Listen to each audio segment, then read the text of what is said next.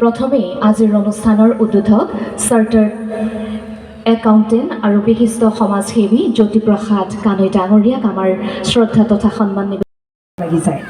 কিন্তু ফাউণ্ডেশ্যনটো তাৰ বিল্ড হয় 0 to 8 ইয়াৰ্ছলৈকে।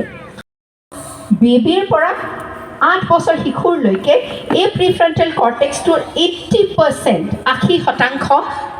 মেচিয়ৰ হয়, কিন্তু অন্য 20% মেচিয়ৰ হ'বলৈ আৰু বহুত সময় থাকি যায়। এই প্ৰিফ্ৰণ্টেল কৰ্টেক্সটোৱে আমাক কিহত সহায় কৰে? আমাক সহায় কৰে বিবেচনা কৰিবলৈ, বিশ্লেষণ কৰিবলৈ, লজিকেলি, ৰেচনেলি, যুক্তি সহকাৰে চিন্তা চৰ্চা কৰিবলৈ। অন্যথা কি হয়, এই প্ৰিফ্ৰণ্টেল কৰ্টেক্সটো যেতিয়ালৈকে মেচিয়ৰ নহয় তেতিয়ালৈকে আমি তোমাৰ যিখিনি চিন্তা আছে, তোমাৰ ভালপোৱাখিনি আছে, তোমাৰ কোন দিশে কাম কৰাৰ দক্ষতাখিনি আছে, সেইখিনি তোমালোকে বিচাৰি উলিয়াব লাগিব। আৰু কাৰিয়াৰৰ ক্ষেত্ৰত অন্য এটা কথা যিটো তুমি ভুল কৰিব নালাগে, সেইটো হৈছে যে অত্যন্ত বেছি ইনফ্লুৱেঞ্চড হ'ব নালাগে, যিটো কথা মই অলপ আগতে ক'লোঁ। ইনফ্লুৱেঞ্চড বাই ইয়ৰ পিয়াৰ্ছ, তোমাৰ লগৰ সমনীয়া। আমাৰ উদ্যোগগৰাকীয়ে যে ক'লে যে লগৰ সমনীয়াই এইটো ছাবজেক্ট লৈছে, সেইকাৰণে মই এইটো ছাবজেক্ট ল'ব লাগিব, অন্যথা লগটো আমাৰ বিচ্ছিন্ন হৈ যাব, হয়নে? কিন্তু তুমি কিমান দিন, কিমান দেৰিলৈকে এনেকুৱা এটা বিষয়ত অধ্যয়ন কৰিব পাৰিবা যিটো আচলতে তোমাৰ ভালেই নালাগে। হয়তো কেইদিনমানৰ পিছত তোমাৰ লগ সমনীয়াই এনজয় কৰি থাকিব, ভাল পাই থাকিব সেই বিষয়টোত পঢ়ি, কিন্তু তুমি ভিতৰৰ পৰা তাৰ প্ৰতি আকৃষ্ট হৈ থাকিব নোৱাৰিবা। আৰু তেতিয়া তুমি দুশ্চিন্তাত ভুগিব পাৰা, ডিপ্ৰেশ্যন আহিব পাৰে, এংজাইটি আহিব পাৰে। আৰু সেইবাবে উচিত সময়ত উচিত সিদ্ধান্ত লোৱাটো তোমাৰ কাৰণে প্ৰয়োজন। এতিয়া সিদ্ধান্ত লওঁতে হয়তো তোমালোকৰ সৰু সুৰা ভুল হ'ব পাৰে, আৰু এটা সিদ্ধান্তই যে তোমালোকৰ কাৰণে চিৰসত্য আৰু সেইটো ইউনিভাৰ্চেল হয় তেনেকুৱাও কথা নহয়। এতিয়া বহু সময়ত এনেকুৱা হয় যে মই সৰুতে ভাবিছিলোঁ যে মই এগৰাকী অথৰ হ'ম, এগৰাকী লেখিকা হ'ম, কিন্তু সেই লেখিকা হোৱাৰ যিটো সপোন আছিলে, সেই সপোনটো এতিয়াহে গৈ পেলাই মোৰ পূৰ্ণ হ'ব। কিমান দিন লাগিলে? তাৰমানে তুমি তোমাৰ যিটো সপোন আছে, সেই সপোনৰ বীজটো তুমি প্ৰব্লেম ছল্ভ কৰিব লাগে, সেই দক্ষতাটো তোমালোকে অৰ্জন কৰিব লাগিব। তাৰ বাবে তোমালোকে কি কৰিব লাগিব? তোমালোকে প্ৰব্লেম ছল্ভ কৰিব লাগিব। তাৰমানে তোমালোকে আমাৰ জীৱনৰ লগত থাকে আৰু আমাৰ জীৱনত প্ৰেৰণা যোগায়, আমাৰ জীৱনটোত এটা পাৰ্পাছ দিয়ে। ঠিক তেনেকৈ তোমাৰ কেৰিয়াৰটোৱে তোমাৰ জীৱনক এটা উদ্দেশ্য দিয়ে। সেই উদ্দেশ্যটো বেছি গুৰুত্বপূৰ্ণ, তাতকৈ বেছি যিমান তুমি তাৰ পৰা হয়তো হয়। বহুতৰ কাৰণে ইনফাইনাইট লেভেলত পইচা থকাৰ পিছতো আৰু বহুত বেছি লাগে। চ' সেইটো গ্ৰীড লেভেললৈকে গুচি যায়, বা বহুতৰ জীৱনৰ উদ্দেশ্যবিলাক বেলেগ হয়। তোমাৰ কাৰণে তোমাৰ লক্ষ্যটো কি হয়, তোমাৰ জীৱনৰ উদ্দেশ্য কি হয়, তোমাৰ জীৱনটোক তুমি কেনেধৰণে সজাব পাৰা, সেই উত্তৰটো কিন্তু কোনো কেৰিয়াৰ কাউন্সেলাৰে দিব নোৱাৰে, যদিহে তুমি নিজকে দিব নোৱাৰা। আৰু তুমি নিজৰ যিখিনি ষ্ট্ৰেংথ আছে, নিজৰ সবলতা আৰু নিজৰ দুৰ্বলতাখিনি প্ৰথমতে চিনাক্তকৰণ কৰি লোৱা। কোনখিনি ক্ষেত্ৰত বহুতৰে ৰেচনেল থিংকিংটো বহুত ভাল, যে যুক্তিযুক্ততাৰে চিন্তা কৰিব পৰা, বিশ্লেষণ কৰিব পৰা চিন্তা শক্তিটো বহুত ভাল। আৰু বহুতৰে আৰ্টিষ্টিক বা শিল্পৰ লগত জড়িত হৈ বহুত সৃষ্টিশীলভাৱে কাম কৰিব পৰা দক্ষতাটো বহুত বেছি ভাল।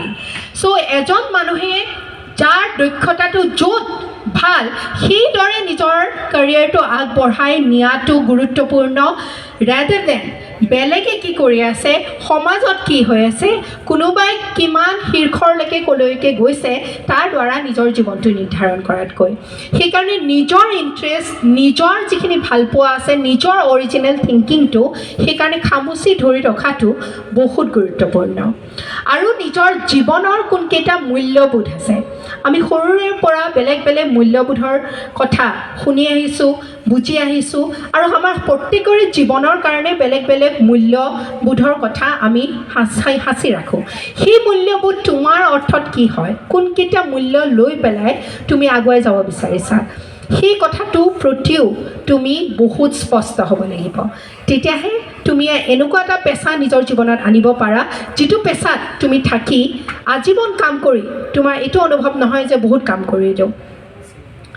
সেইকাৰণে তুমি যিটো পেচা ল'ব বিচাৰিছা, যেনেকৈ মই অলপ আগতে UPSC, APSC বা প্ৰতিযোগিতামূলক পৰীক্ষাৰ কথা কৈছিলোঁ আৰু তাত কৈছিলোঁ যে এটা স্কিল ছেট তোমাক প্ৰয়োজন হয়, সেইটো হৈছে প্ৰব্লেম ছলভিং স্কিল ছেট, সমস্যা সমাধান কৰাৰ তোমাৰ যিটো দক্ষতা, কৌশল।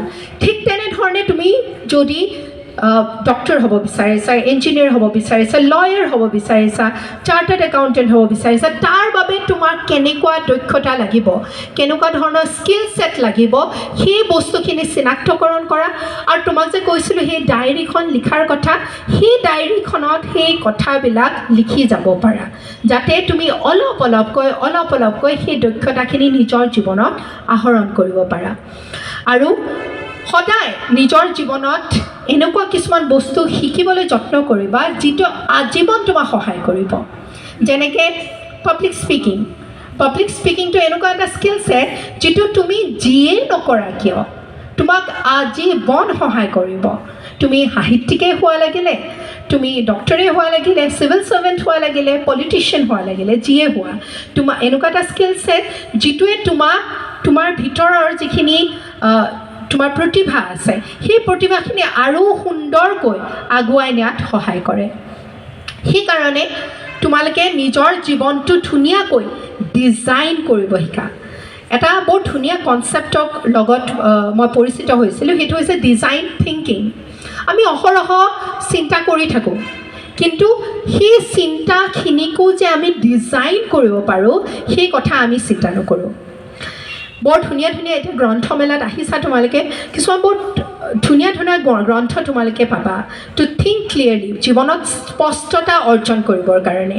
মোৰ জীৱনত যেতিয়াই মই মানে কিবা নহয় কিবা এটা দুৰ্ভোগত ভুগিবলগীয়া হৈছে, চিন্তাত ভুগিবলগীয়া হৈছে, আটাইতকৈ বেছি সহায় কৰিছে মোক কিতাপে।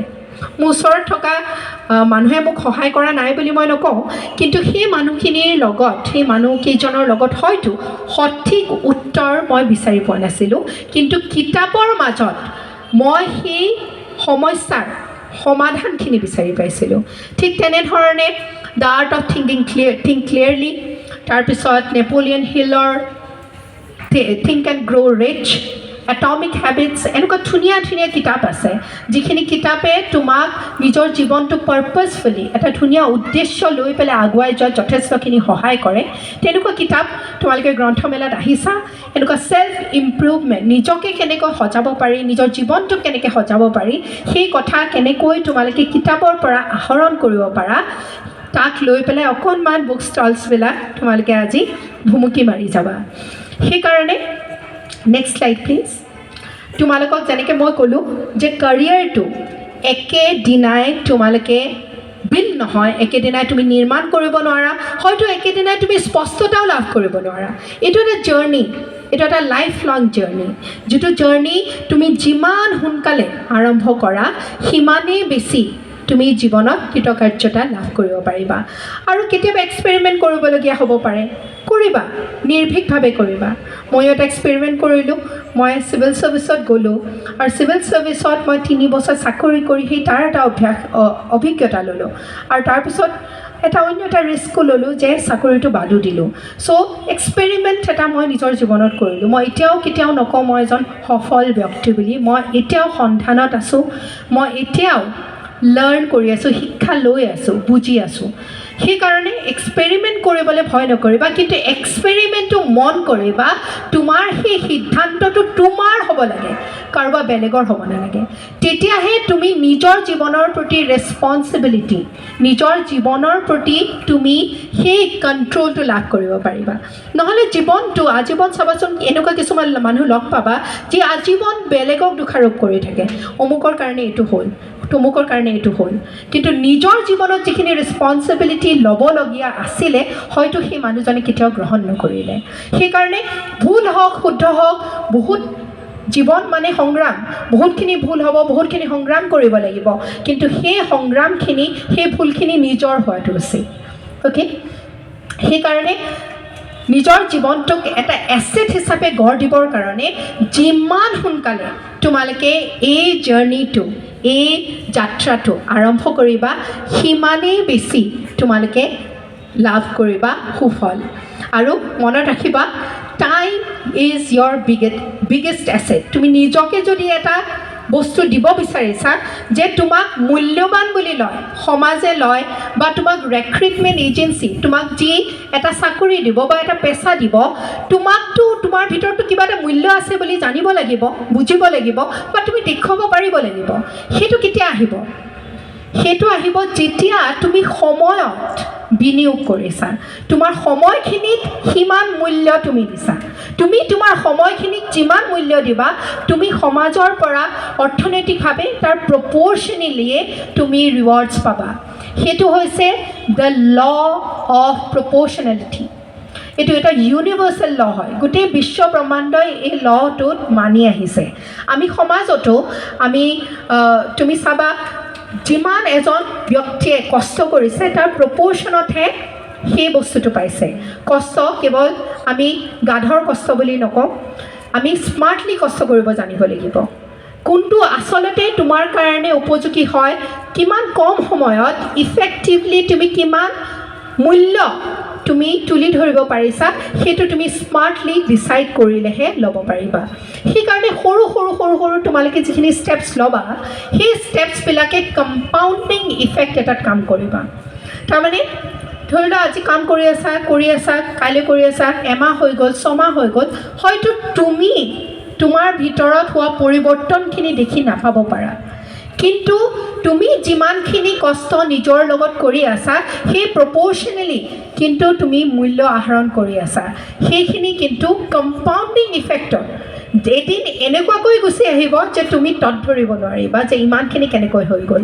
সেইকাৰণে বহুত ছাকচেছফুল মানুহৰ ইম্প'ষ্টাৰ চিণ্ড্ৰমো হয়। তোমালোকে যদি কেতিয়াবা শুনিছা এইটোৰ বিষয়ে, চাইকলজিকেল এটা কনচেপ্ট, যে মানুহে ইমান বেছি অৰ্জন কৰাৰ পিছতো, সাফল্য লাভ কৰাৰ পিছত এনেকুৱা ধৰণৰ অনুভৱ হয়, মই সঁচাকৈ ইমান যোগ্য নে?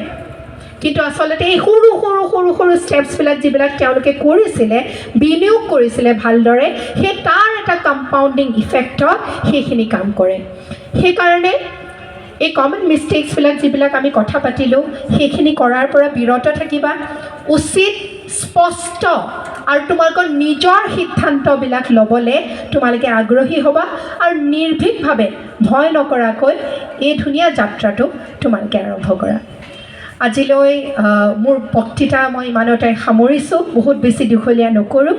ইয়াৰ পিছত যদি তোমালোকৰ কিবা প্ৰশ্ন কৰিবলগীয়া আছে, মোৰ পৰা সুধিবলগীয়া আছে, তোমালোকে কৰিব পাৰা। আৰু যদি নাই তেনেহ'লে মোৰ ছ'চিয়েল মিডিয়া হেণ্ডেলছবিলাক হয়তো তোমালোকে জানা, যিসকলে নাজানে পুনম গগৈ বুলি চাৰ্চ কৰিলে ইনষ্টাগ্ৰাম, ফেচবুক, ইউটিউব সকলোতে পাবা। আৰু যিমান পাৰোঁ মই তোমালোকৰ DM-বিলাক, তোমালোকৰ মেছেজেছবিলাক ৰিপ্লাই কৰিবলৈ যত্ন কৰোঁ। আৰু আজি নহ'লেও তোমালোকে যদি কিবা মনত শুধৰণি থাকে তেনেহ'লে মোক তুমি মেছেজ কৰিব পাৰা ইনষ্টাগ্ৰাম, ফেচবুকৰ যোগেৰে। আমাৰ অফিচিয়েল নম্বৰ এটাও আছে, যদি তোমালোকে ল'ব বিচাৰিছা, 6003370066। তোমালোকৰ যদি কেতিয়াবা প্ৰয়োজন হয় তেনেহ'লে এই নম্বৰত যোগাযোগো কৰিব পাৰা। আমাৰ কেৰিয়াৰ ক্লাছৰ অনুষ্ঠানটো আছে গুৱাহাটীৰ সাতগাঁৱত, য'ত আমাৰ এটা বৰ সামগ্ৰিকভাৱে এটা সুন্দৰ পৰিৱেশ, য'ত ছাত্ৰ ছাত্ৰীসকলে আহি পঢ়িব পাৰে। তাতে 24/7 লাইব্ৰেৰী আছে, আৰু এনেকুৱা এটা পৰিৱেশ য'ত মানে প্ৰতিযোগিতামূলক পৰীক্ষাৰ কাৰণে প্ৰস্তুতি চলোৱা বহুতখিনি ল'ৰা ছোৱালী হোষ্টেল লৈ থাকিছে। চ' এটা ধুনীয়া পৰিৱেশ, তোমালোকে তাতে থাকি পেলাই তোমালোকে এটা অভিজ্ঞতা ল'ব পাৰা 24/7 মেণ্টৰ্ছ আছে মই মোৰ ৰেচিডেঞ্চটো একেটা কমপ্লেক্সতে হয় একেটা কম্পাউণ্ডতে হয় চ' মোৰ ষ্টুডেণ্টছবিলাকক যেতিয়াই লাগে মই উপস্থিত থাকিবলৈ সদায়ে যত্ন কৰোঁ আৰু তোমালোকে যদি কেতিয়াবা আহি পেলাই মোক লগো কৰিব বিচাৰা তেনেহ'লে আমাৰ কাৰিয়াৰ ক্লাছত তোমালোকে সাতগাঁও স্থিত গুৱাহাটীৰ এই অনুষ্ঠানটিত আহি পেলাই মোক লগো কৰিব পাৰা তোমালোকক এনেধৰণে লগ পাই খুবেই বেছি ভাল লাগিল আৰু আয়োজকসকললৈ ধন্যবাদ যাচিলোঁ যিহেতু ইমান এটা সুন্দৰ অনুষ্ঠান আৰু এই বুক ফেয়াৰ বা আমাৰ গ্ৰন্থমেলাখনৰ বাবে উপযোগী এটা অনুষ্ঠান অনুষ্ঠিত কৰাৰ কাৰণে মোক আমন্ত্ৰিত কৰি অনাৰ বাবে সকলোলৈকে কৰ্তৃপক্ষৰ মোৰ ফালৰ পৰা আন্তৰিক ধন্যবাদ জ্ঞাপন কৰিছোঁ আৰু তোমালোকৰ সকলোৰে উজ্জ্বল ভৱিষ্যত কামনা কৰিছোঁ ধন্যবাদ